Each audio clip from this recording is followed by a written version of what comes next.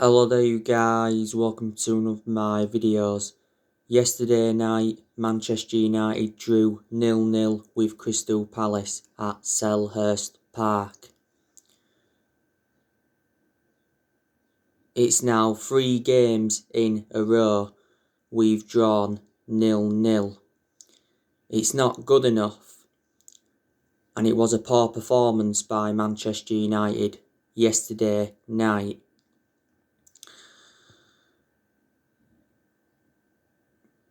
Nemanja Matic, I thought he enjoyed a pretty good game, to be honest with you.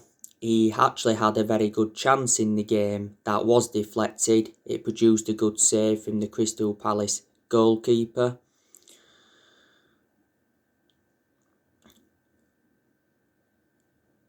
Dean Henderson, he obviously was in goal, surprisingly. I thought Solskjaer had gone with De Gea. Dean Henderson made a fantastic save towards the end of the game to deny Patrick Van Aanholt. Dean Henderson also made some good aerial claims. And I've already said, Dean Henderson is now reliable enough to become our number one goalkeeper. And Wan-Bissaka, he got caught out a few times in the game, so he didn't enjoy the best of games. Harry Maguire, I thought he was quite poor. Eric Bailly, I thought he enjoyed a good game, made some important interceptions. We just need to keep Bailly in the team ahead of Victor Lindelof. My only element of concern about Eric Bailly is that he is injury prone, so in that aspect he is a liability. Luke Shaw, I thought he enjoyed a good game. Luke Shaw got forward well, and he got into some very, very good crossing positions. Luke Shaw's really, really improving, and he still remains our first choice left back despite the arrival of Alex Telles last summer. Shaw's had a good career at Man United apart from his injuries. He's been at the club now over 6 years. Fred, I thought he was quite poor yesterday night. Fred's had some poor games and he's also had some good games. Bruno Fernandes, again, he was very, very poor. Bruno Fernandes was also poor against Chelsea. Recently, his final ball hasn't been there. He's been getting dispossessed far too easily. I think now it's time we dropped Bruno Fernandes. Marcus Rashford, he was poor yesterday night. He did actually have a good chance in the game that just went wide. Edinson Cavani, I thought he was quiet in the game. Didn't get enough service, did he? Edinson Cavani, though, had a chance in the game. Cavani has just come back from injury. Cavani had missed our last 4 games prior to the game against Palace yesterday night. He'd been out with a muscle injury. Mason Greenwood, I thought he made an impact. He actually had a chance in the game. Greenwood's done very, very well since he broke into our first team squad. He broke into our first team squad in 2019. Greenwood has been at the club since the age of 7. And he's made 80 odd first team appearances. Not so long ago, Greenwood signed a new 4-year contract with Man United. Ollie has been defending him a lot this season. Earlier on this season, didn't really have much of a perception on Mason Greenwood because obviously he was out with injury at one point. At one point he had personal issues. and at one point he was out with illness. Solskjaer brought 2 substitutions on in the game. That was Daniel James. He came on. I think he had a chance as well when he came on, and Scott McTominay also came on.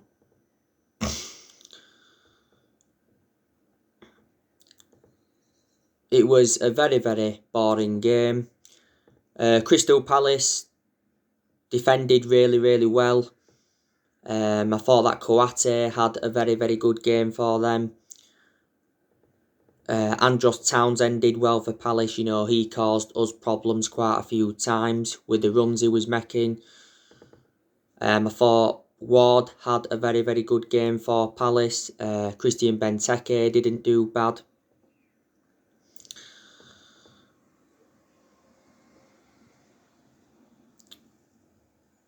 And we should have beaten Crystal Palace because Crystal Palace are a great side. Plus, Crystal Palace had quite a few injuries as well. You know, there was no Wilfred Zaha playing. Connor Wickham, he's been out with injury. Hennessy, he's been out with injury.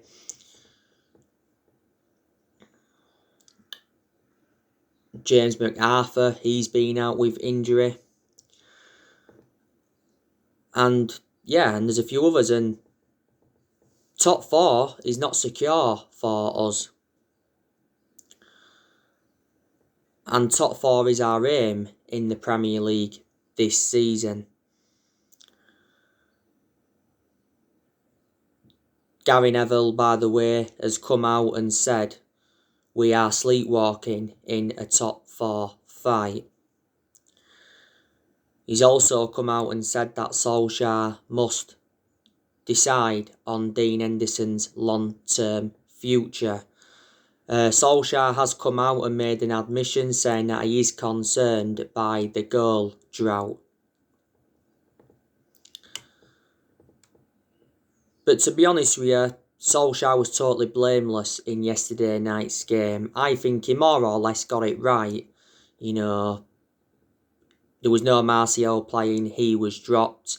There was no Lindelof playing, he was dropped. I don't think Donny van de Beek was in the squad. Is he out with injury or something? Even if Van de Beek had been in the squad, you know, he still wouldn't have played anyway.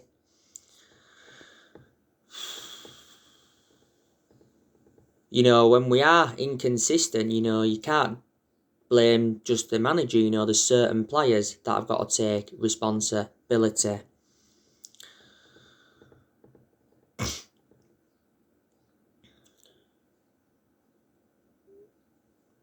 Obviously, we've got Paul Pogba missing, but that's not an excuse. Solskjaer has set a new Paul Pogba return date. Solskjaer is hopeful that Paul Pogba will be back before the March international break. Pogba has got a thigh injury.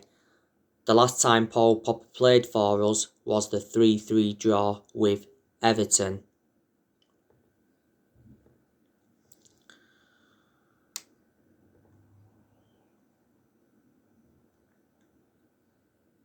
But in recent months, his performances have been very, very good.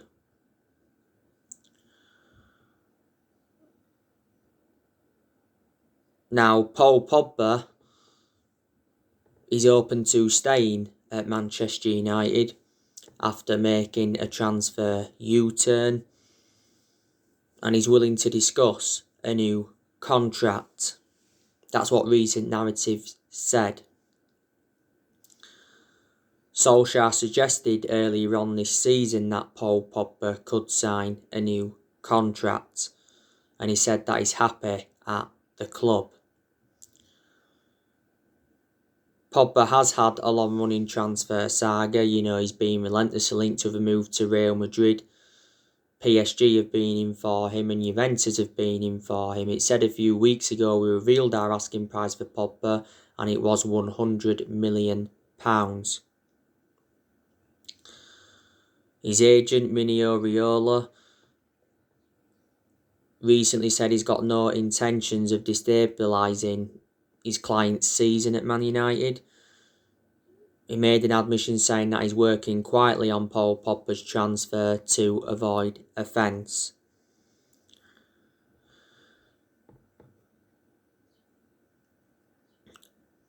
And he made the announcement back in December regarding Paul Pogba, and Solskjaer was furious with Mini Oriola's announcement because it was just before the game against RB Leipzig in the Champions League. But Mini Oriola's been criticised a few times. He doesn't have a good relationship with Man United.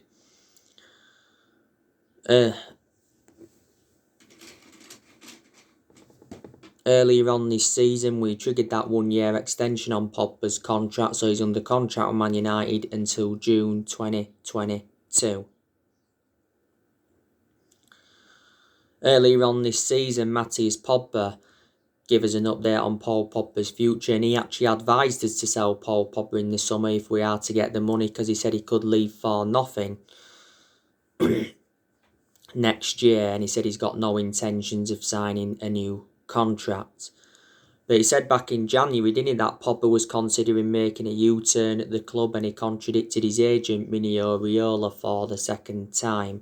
As it stands at the moment, Pogba's our most expensive signing. We paid £89 million for him, and this is his 5th season at the football club since he rejoined. Obviously, we've got Juan Mata and Phil Jones out with injury, but they're 2 players that don't even get in the team. So, more or less yesterday, that was our best 11 if you was to put Paul Pogba there instead of, Matic or Fred.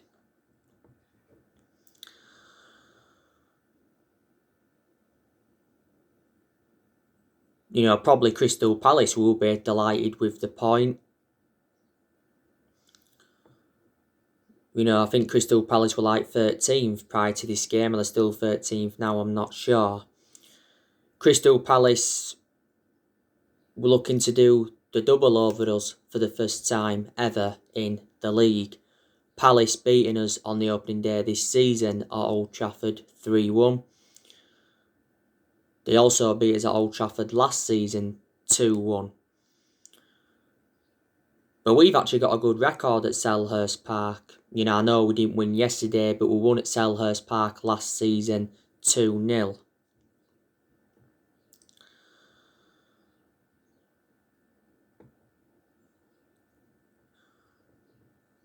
But yet, we are not in this title race. I totally disregarded the title a while ago now.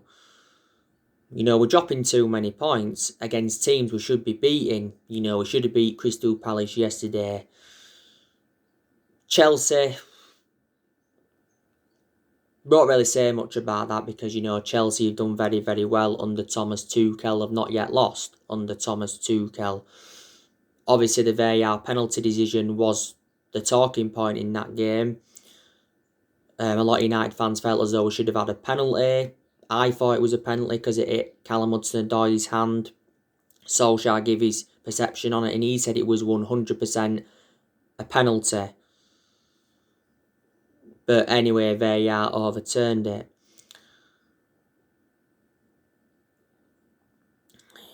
We dropped points against West Brom. Due with them 1-1, and we should be beating them because they're relegation fodder. Should have definitely beaten Everton at Old Trafford because we squandered a 2-goal lead. We was leading twice in that game. Certainly should have beat Sheffield United at Old Trafford. Lost that 2-1. So, if we'd have won these games, I'd have turned around and said to you, we are still in this title race. We are 14 points behind Manchester City. We have really, really struggled against the top 6 sides in the Premier League this season. In the vast majority of the games against the top 6 sides, we've failed to score. And people say you've got to beat the top sides, or at least some of the top 6 sides, if you are to be genuine title contenders. Solskjaer I don't think he's mentioned the title recently, but he actually said after our 3-1 win against Newcastle the other week that we're still in the title race, and he said the same thing after our 1-1 draw with West Brom, that we are still in the title race, but that's just Solskjaer playing mind games.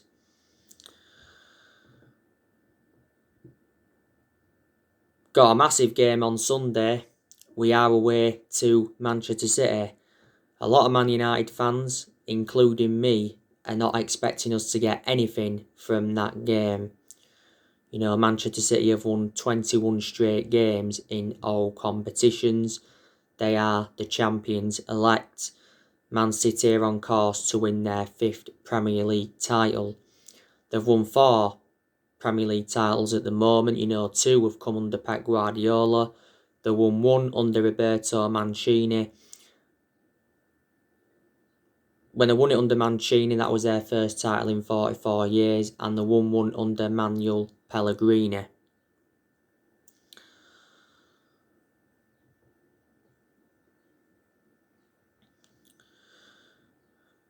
Pep Guardiola is regarded as one of the best managers in the world. You know, he's won quite a few trophies at Man City. You know, he's been Man City manager since 2016.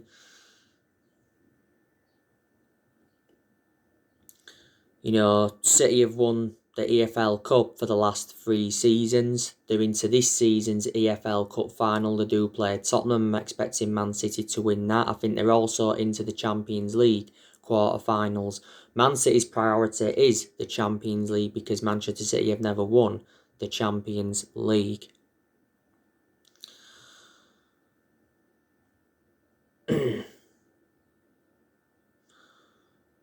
Pep Guardiola's won the Champions League. He won it during his time at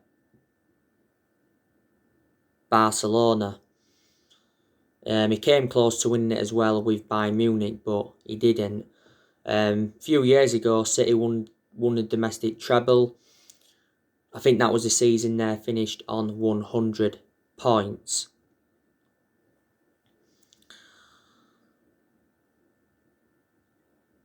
It's going to be the 3rd time we'll be playing Man City, by the way, this season. Because we've already played them twice this season. We drew with them 0-0 at Old Trafford in the league earlier on this season, and we lost to them 2-0 in the EFL Cup semi-final. But we actually did beat City 3 times out of the 4 times we played them last season. You know, we're beating them 2-0 at Old Trafford in the league, beating them 2-1 at the Etihad, and we're beating them in the second leg of the EFL Cup 1-0. It was Nemanja Matic that had scored, but obviously we'd lost over the 2 legs. Because City beat us in the first match 3-1. And by the way, City recently beat Wolves 4-1.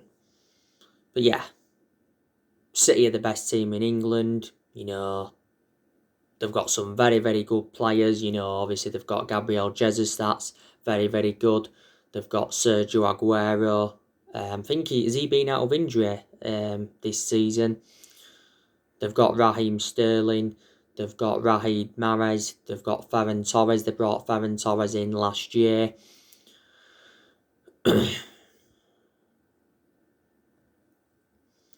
They've got Kevin De Bruyne, Bernardo Silva, who are very, very good.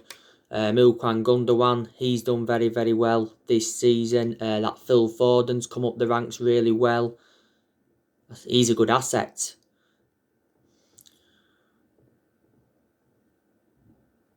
You know, they've got Cancelo, they've got Kyle Walker. Laporte's a very, very good centre-half for them. They've got Ruben Diaz. They brought Ruben Diaz in last year. They've also got that Nathan Ake.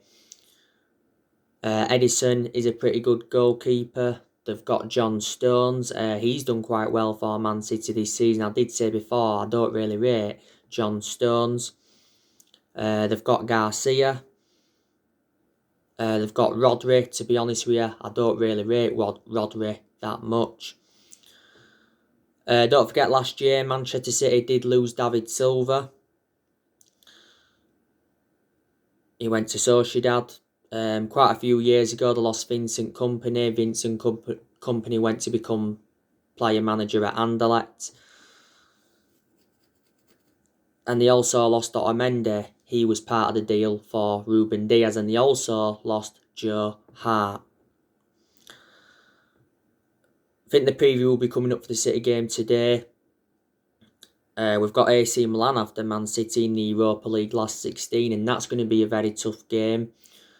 After that, it is West Ham.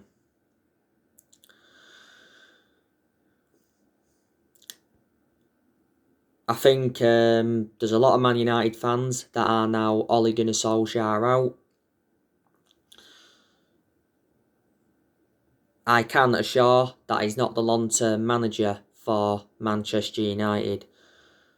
I think Solskjaer does deserve, though, at least until May. We may sack him at the end of the season. He may not be given another season at Man United. It depends on how things go from now until the end of the season. If we was to finish out the top 4 this season, then I'd turn around and say he deserves to be sacked. The question is, if we sack Ole Gunnar Solskjaer, who's going to come in to replace him, because there's no one available at the moment. We know Mauricio Pochettino was once the favourite to take over at Man United, and he was in talks with the club. He was actually the favourite to take over after Jose Mourinho got sacked. But Pochettino's out of the equation because he is at PSG.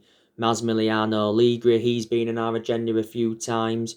Julian Nagelsmann, he's been on our agenda before. Thomas Tuchel was once on our agenda as well.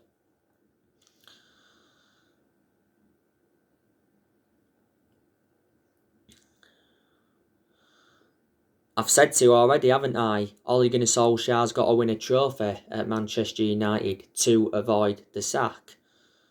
He's not yet won a trophy, and he's been Man United manager over 2 years. The FA Cup is a chance of a trophy. We're into the quarterfinals. The Europa League is a chance of a trophy. We're into the last 16. We haven't won a trophy since 2017, and a club of our stature need to be winning trophies. I've told you my biggest concern about Solskjaer is his decision making, because he's tactically naive, especially in the big games. Okay, there has been some games where he's showed tactical flexibility, but he's got to do that persistently. But Solskjaer's been criticised a hell of a lot as Man United manager. Obviously, there's reasons behind it. And we've enjoyed very, very bad periods under him. We're enjoying a bit of a bad period at the moment. Winless in our last 3 games, and we've not scored in our last 3 games in all competitions. But it was very poor at the first part of this season, to be honest with you. I'm surprised Solskjaer wasn't sacked at the first part of this season. First part of last season was very, very poor. We was enjoying our worst start to a Premier League season for 30 years. But like I've said to you, our board have got a soft stance on Solskjaer, with him being a club legend. Disregarding being a club legend, I don't think he'd have been Manchester United manager now. You've probably got to turn around and say that Solskjaer is in a position he shouldn't be in. I've got to say the club's too big for him to manage, despite him knowing the culture of the club and that. We probably did make a mistake by giving him the job permanently, because a lot of United fans did say that we give him the job too soon. Maybe we should have waited until the end of that season to give him the job, or to decide whether or not to give him the job.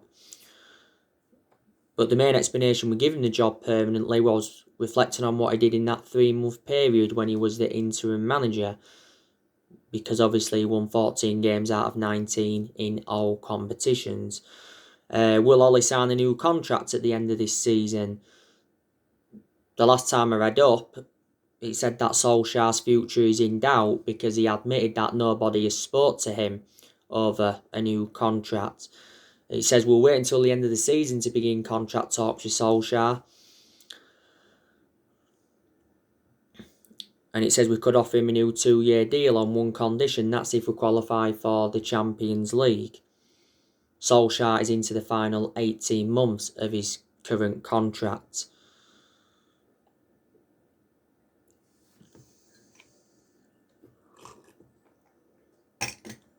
Ole hasn't got a proven pedigree as a manager, and that's another one of my concerns about him. Obviously, before he was with us, he was at Molde. He won a few Norwegian titles at Molde. but they're not a big club. And before he was at Molde, he was at Cardiff, and his record at Cardiff was absolutely disastrous.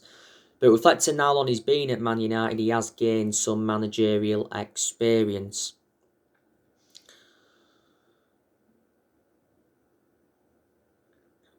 You've got to give Ole Gunnar Solskjaer credit in some aspects, like I've mentioned before. You know, he's got us to the FA Cup quarter-finals, got us to the Europa League last 16, got us to the EFL Cup semi-final this season, lost 2-0 to Man City. You know, he did well last season in his first full season at the club. He got us to 3 semi-finals, got us 3rd place and got us qualification for the Champions League. I think Solskjaer has made good signings. You know, he's spent over £200 million and he's enjoyed 4 transfer windows so far as permanent Man United manager, but he obviously hasn't got all the players that he wanted to recommend in as yet. So in that aspect, the blame stems from the board, and like I've said, the board has been one of the biggest problems at the club for several years. Reflecting how poor our recruitment policy's been, we've also overpaid for players, and none of the managers have been backed enough since Ferguson retired.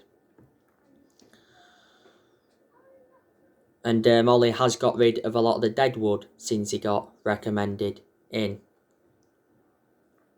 And we are still, second in the Premier League, and the most frustrating part is Leicester dropped more points, and we could have been further clear than them.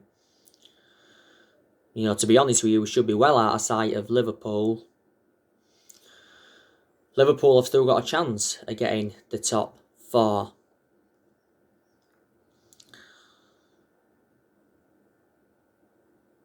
I've said to you, haven't I, this year's summer transfer window is the biggest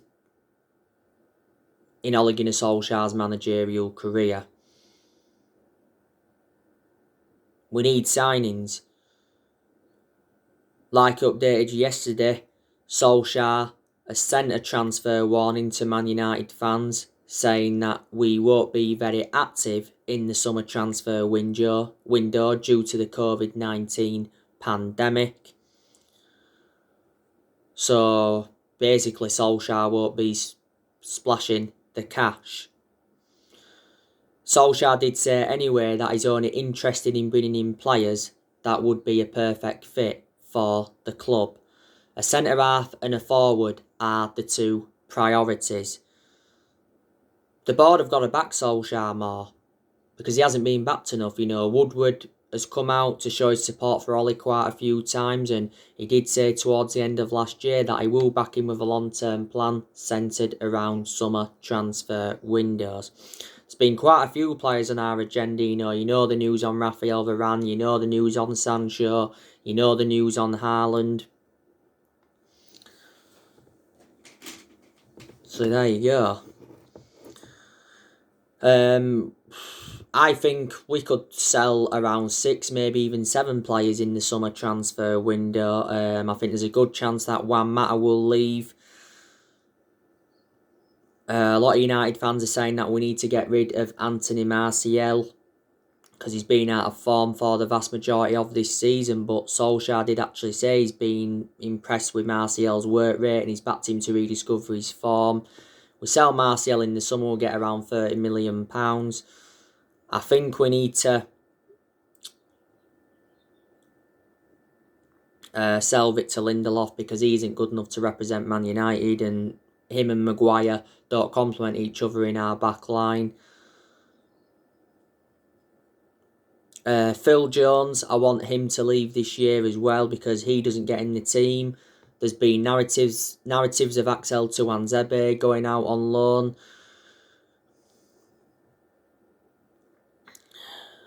You know, don't forget Solskjaer did say he's prepared to sell either De Gea or Dean Henderson in the summer. Like I said, Solskjaer's been facing a goalkeeping dilemma. I think we need to sell De Gea in the summer because we'd get from between 50 to 60 million pounds for him. De Gea probably will remain our number 1 for at least this season, but Solskjaer's already warned De Gea that his number 1 jersey is under threat. You know, De Gea's been a long servant at the club. This is his 10th season at Manchester United. He's been with us since the Ferguson era. There was narratives coming out the other week saying that we was looking at Donnarumma from AC Milan as a possible replacement for De Gea. I don't want us to sell Dean Henderson because I think he's got a long-term future at Man United and he's done well in the games he's played in this season. He's still got a lot of development in him and he has now got that experience.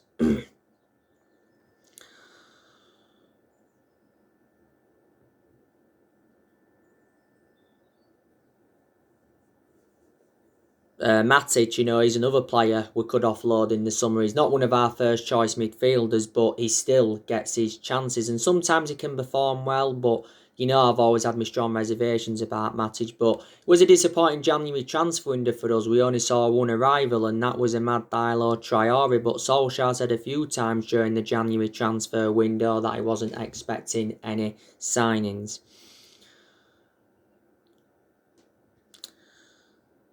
So we've just got to hope we can get some out of Man City, but I can't see it happening.